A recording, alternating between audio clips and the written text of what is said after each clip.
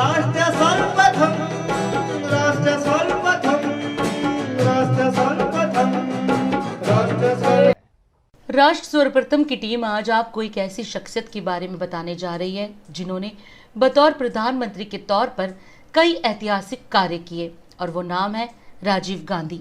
देश के प्रख्यात राजनीतिक विरासत वाले परिवार में जन्मे राजीव गांधी की नियति में ही राजनीति लिखी थी। राजीव गांधी के नाना और देश के पहले प्रधानमंत्री जवाहरलाल नेहरू थे। इसी वजह से राजीव का अधिकांश बचपन राजनीतिक गलियारों में ही बीता था। राजीव गांधी ने अपने नाना के काम करने के तौर तरीकों को बेहद करीब से जाना था। आपको बता दें कि स्वर्गीय इंदिरा गांधी और फिरोज गांधी के बेटे राजीव गांधी का पूरा नाम राजीव रत्न गांधी था। उनका जन्म 20 अगस्त 1944 में हुआ था, लेकिन राजीव गांधी राजनीति में आना नहीं चाहते थे, इसीलिए उन्होंने अपने लिए अलग राह चुनी और 1966 में इंडियन एयरलाइंस में बतौर पायलट शामिल हो गए। जिस वक्त राजीव गांधी कैम्ब्रिज में पढ़ाई कर रहे थे, उस वक्त उनकी मुलाकात सोनिया गांधी से हुई। सोनिया गांधी इतावली मूल की छात्रा थी और कैम्ब्रिज में अंग्रेजी की पढ़ाई कर रही थी। दोनों ने एक दूसरे को पसंद किया। बात परिवार तक पहुंची और दोनों 1968 में शादी के बंधन में बंध गए।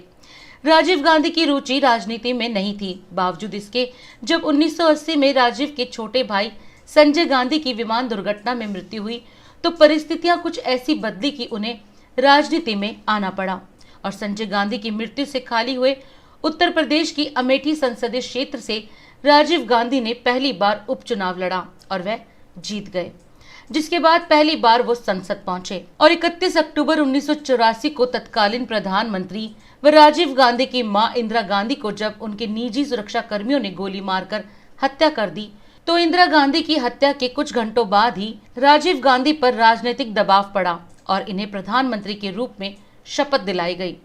और इंदिरा गांधी की हत्या के ठीक 2 महीने बाद 1984 में ही दिसंबर के महीने में लोकसभा चुनाव हुए और इस चुनाव में कांग्रेस ने 524 सीटों में से 415 सीटों पर जीत दर्ज की और वह पुनः प्रधानमंत्री बन गए। 1984 से 1989 तक राजीव गांधी देश के पहले युवा प्रधानमंत्री बने और बतौर प्रधानमंत्री उन्होंने देश हित में कई ऐतिहासिक व महत्वपूर्ण कदम उठाए, जिनमें सबसे ऐतिहासिक व महत्वपूर्ण कदम कंप्यूटर क्रांति का है, क्योंकि उनका मानना था कि विज्ञान और तकनीक की मदद के बिना देश में उद्योगों का विकास नहीं हो सकता। उन्होंने न सिर्फ कंप्यूटर को भारत के घरों तक पहुंचाने का काम किया, बल्कि भारत में इंफॉर्मेशन टेक्नोलॉजी को आगे ले जाने में अहम रोल निभाया। लेकिन उस दौर में कंप्यूटर लाना इतना आसान नहीं था। उस समय कंप्यूटर बहुत महंगे होते थे, इसीलिए सरकार ने कंप्यूटर को अपने कंट्रोल से हटाकर पूरी तरह असेंबल किए हुए कंप्यूटर्स का आयात शुरू किया, जिसमें मदरबोर्ड और प्रोसेसर थे।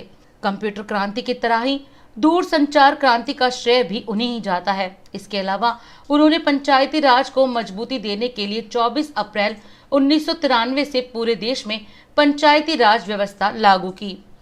राजीव गांधी ने ही युवाओं को 18 साल में मत देने का अधिकार दिया। नवोदय विद्यालयों की नींव रखना हो या राष्ट्रीय शिक्षा नीति, ऐसे कई ऐतिहासिक कार्य राजीव गांधी के कार्यकाल में हुए थे। राजीव गांधी के कार्यकाल में उस वक्त श्रीलंका में चल रहे लिट्ठे और सिंघलियों के बीच युद्ध जारी था, जिसे शांत करने के लिए राजीव गांधी ने भारतीय सेना को श्रीलंका में तैनात कर दिया, जिसका प्रतिकार लिट्ठे ने तमिलनाडु में चुनावी प्रचार के दौरान राजीव गांधी पर आत्मघाती हमला करवा कर लिया। 21 मई 1991 को सुबह 10 बजे के करीब जब राजीव गांधी चुनावी प्रचार के दौरान मंच पर खड़े थे, तब एक धनु नाम की महिला राजीव गांधी से मिलने स्टेज तक आई और उनके पांव छूने के लिए जैसे ही झुकी, उसके शरीर में लगा RDX फट गया। इस आत्मघाती हमले में राजीव गांधी की मृत्यु हो गई। ये था सफर भारतीय राजनीति में सबसे युवा प्रधानमंत्री और देश में संचार क्रांति के जनक राजीव गांधी के जीवन का। राजीव गांधी की छवि आज भी देशवासियों के बीच एक आदर्श नेता के रूप में है और देश सदैव इस बात का ऋणी रहेगा। पूर्व प्रधानमंत्री स्वर्गीय राजीव गांधी की 30वीं पुण्यतिथि पर देश भर में कांग्रेसियों द्वारा कई प्रकार से जन सेवा के कार्यक्रम इस अवसर पर आयोजित किए गए। बिहार प्रदेश कांग्रेस अध्यक्ष डॉक्टर मदन मोहन झा, राज्यसभा सांसद डॉक्टर अखिलेश सिंह, राजेश राठौड़, कांग्रेस नेता धर्मवीर शुक्ला सहित अनेकों नेताओं ने स्वर्गीय राजीव गांधी को श्रद्धा सुमन अर्पित किया। 38 जिलों में जरूरतमंद कोरोना पीड़ितों के लिए दवा का वितरण किया। बिहार प्रदेश कांग्रेस अध्यक्ष डॉक्टर मदन मोहन झा को 3 वर्ष पहले प्रदेश अध्यक्ष उनके राजनीतिक पृष्ठभूमि के कारण केंद्रीय नेतृत्व ने सौंपा था। डॉक्टर मदन मोहन झा पूर्व में बिहार के मणिकाशी से विधायक और प्रदेश में मंत्री भी रह चुके हैं। इनके पिता डॉक्टर नागेंद्र झा भी बिहार सरकार में शिक्षा मंत्री रह चुके हैं। राजीव गांधी की 30वीं पुण्यतिथि पर पूर्व केंद्रीय मंत्री व राज्यसभा सांसद डॉक्टर अखिलेश प्रसाद सिंह ने कोरोना को रोकने में सहायक सिद्ध होने वाली 5 तरह की दवाइयों, सैनिटाइजर व मास्क की किट बनाकर बिहार के 38 जिलों में भेजने का कार्य किया।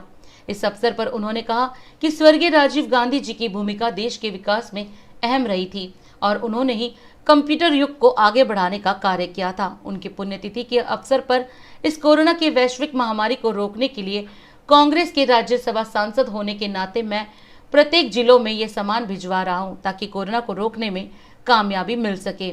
आज स्वर्गीय राजीव गांधी जी की पुण्यतिथि के अवसर पर उन्होंने सदाकत आश्रम पर पहुंचकर प्रधानमंत्री राजीव गांधी की प्रतिमा पर माल्यार्पण किया। इस दौरान सदाकत आश्रम के आसपास तथा दीघा विधानसभा क्षेत्र के कई मोहल्लों में दवाइयों, मास्क व सैनिटाइजर का भी वितरण किया। राजीव गांधी की पुण्यतिथि पर राष्ट्र प्रथम की टीम ने कांग्रेस के वरिष्ठ नेता सदानंद सिंह जी से बात की। सदानंद सिंह सन 2000 से सन 2005 तक बिहार विधानसभा के अध्यक्ष रहे। वह 1990 से 1993 तक जिला कांग्रेस कमेटी भागलपुर के अध्यक्ष रह चुके हैं। सदानंद सिंह जी बिहार प्रदेश कांग्रेस कमेटी के अध्यक्ष व उपाध्यक्ष भी रह चुके हैं। सदानंद सिंह जी लगभग 10 साल से कांग्रेस विधायक दल के नेता हैं। सदानंद सिंह बिहार सरकार में सिंचाई और ऊर्जा राज्य मंत्री रह चुके हैं। राजीव गांधी की पुण्यतिथि पर कांग्रेस के वरिष्ठ नेता सदानंद सिंह जी ने राजीव गांधी के जीवन काल से जुड़ी कुछ बातें राष्ट्र प्रथम की टीम को बताई। आइए जानते हैं सदानंद सिंह जी ने क्या कहा। आज स्वर्गीय राजीव गांधी की शहादत दिवस पर 2 टुक कुछ जनता के सामने समर्पित करता हूँ। राजीव गांधी राजनीति में किसी भी परिस्थिति में नहीं आना चाहते थे। बाध्यता थी कि संजय गांधी जी की दुर्घटना में मृत्यु हो गई और फिर इंदिरा जी को कोई विश्वासी सहयोगी नहीं मिल पा रहा था। अंततः मां को सहयोग करने के लिए उन्हें राजनीति में आना पड़ा। 3-4 बातें उनकी बड़ी याद करने की है। एक कि देश में आईटी क्षेत्र में इतनी प्रगति उन्होंने कर दी कि विश्व के पैमाने पर इसकी प्रतिष्ठा बहुत बढ़ गई। दूसरी बात कि देश को युवाओं की भागीदारी हो देश में प्रजातांत्रिक व्यवस्था में, उसमें उन्होंने 18 वर्ष की आयु वालों को मतदान में सम्मिलित किया। तीसरी बात, वो बराबर कहते थे कि दिल्ली से जो 1 रुपये जाते हैं यानी 100 पैसे, वो ग्रामीण क्षेत्रों में सिर्फ 16 पैसे मात्र पहुंचते हैं। यानी वो भ्रष्टाचार में जो प्रशासन हमारा लिप्त है उस ओर बराबर इंगित करते रहे और हमसे तो व्यक्तिगत संबंध हो गया। भागलपुर में दंगा हुआ था 1989 में, कोई नेता हिम्मत करके दंगाई क्षेत्र में घूम नहीं पाए थे। हम जिला कांग्रेस कमेटी के अध्यक्ष भागलपुर के थे। 90 के आखिरी माह में हमने उनको भागलपुर आने का आमंत्रण दिया और वो आए। हमारे बहुत बड़े बड़े राजनेता दिल्ली और राज्य के भी थे। राजीव गांधी निर्बाध गति से घूमते रहे और कहीं अल्पसंख्यक बंधुओं का विरोध नहीं हुआ, बल्कि राजीव गांधी को हाथों हाथ लिया। जाते वक्त जब वो प्लेन पर चढ़ रहे थे, हवाई जहाज के शीशे को खोल के ऐसे तो बधाई उन्होंने दे दी थी, इसमें भी बधाई दी कि सदानंद जी बहुत धन्यवाद। 1-2 माह के बाद हम दिल्ली में रविवार के दिन 10 जनपथ में उनसे मिले थे, प्रधानमंत्री के आवास पर पूर्व प्रधानमंत्री की हैसियत से थे। तो बुलवा लिया उन्होंने और बात की। रास्ते में हमने कुछ फोटोग्राफ्स वगैरह से दिया। बहुत खुश हुए कि सदानंद जी आपको लोकसभा भागलपुर लड़ना है। मेरा दुर्भाग्य था कि उन्होंने 91 में टिकट दिया, भागवत झा वहां से उम्मीदवार होते थे, वो हार गए थे, बहुत कम वोट आया था, लगभग लाख। और उस दंगे की स्थिति में उन्होंने हमको चुना। हमने इसको चैलेंज के स्वरूप लिया। जिस दिन चुनाव था उसके 2-3 दिन पहले राजीव जी की हत्या हो जाती है। मेरे लिए तो चुनाव टल गया, 1-1.5 महीने के बाद हुआ, लेकिन राजीव गांधी की याद अभी भी मुझे आती है।